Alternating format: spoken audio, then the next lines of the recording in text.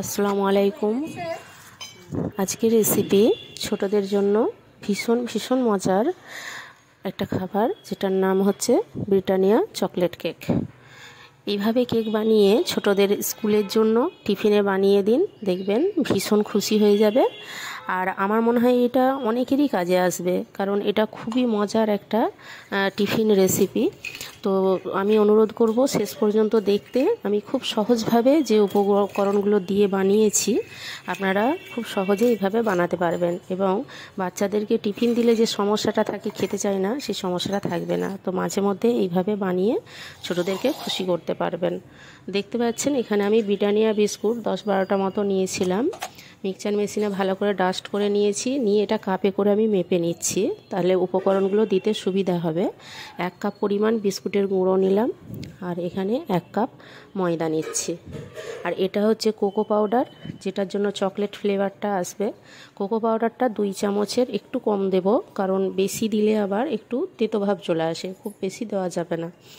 এখানে আমি ওই 1.5 চামচের একটু বেশি আর 2 চামচের একটু কম কোকো পাউডারটা দিলাম। দিয়ে আমি এই 3টে উপকরণকে একবার ভালোভাবে মিশিয়ে নিচ্ছি। আর এখানে আমি বাটার ব্যবহার করছি, যেটা তো ছোটদের জন্য উপকার এবং খুব পছন্দও করে অনেক বাচ্চা। খেতেও খুব টেস্ট হয় যে কোনো খাবারে বাটারটা দিলে। তো এখানে আমি 3 চামচ মতো বাটার দিলাম। আর চিনির বদলে এখানে আমি গুড় ব্যবহার করছি। এখন শীতের সিজন, গুড়টা অ্যাভেলেবেল পাওয়া যায়। তো আমি এখানে পরিমাণ মতো গুড় দিলাম, প্রায় হাফ কাপ মতো, হাফ কাপের একটু বেশি গুড় দিয়েছি। আর ডিম দেব না, ডিমের বদলে এখানে আমি দেব ঘন দুধ। এখানে দুধটাকে আমি খুব ঘন করে ফুটিয়ে নিয়েছি। ফুটিয়ে ঘন করে নিয়ে একটু ঠান্ডা করে নিয়ে 1 কাপ পরিমাণে এখন দুধ দিলাম। আমি এই ব্যাটারটা বানাতে বানাতে যদি মনে হয় তখন আরও একটু দুধ আমাকে ব্যবহার করতে হতে পারে। তো যদি মনে করেন দুধটা, বাটারটা আর গুড়টা এই 3টে আলাদাভাবে ভালোভাবে মিশিয়ে নিয়ে একটু ব্যাটার তৈরি করে নিয়ে তারপরে যদি উপকরণগুলোর সঙ্গে মিশান তাহলেও হবে। এখানে বেকিং পাউডার দিলাম 1 চামচ, বেকিং সোডা তার হাফ চামচ, আর ভ্যানিলা এসেন্স দিলাম 1 চামচ। যে চামচের মাপটা দেখিয়েছি ভালো করে লক্ষ্য করবেন, এই মাপটা ঠিকঠাক থাকলে কেকটা একদম ভালো বানানো হবে। এখানে ব্যাটারটা একটু ঘন হওয়ার জন্য আরও হাফ কাপ দুধ আমি অল্প অল্প করে দিয়ে ব্যবহার করেছি।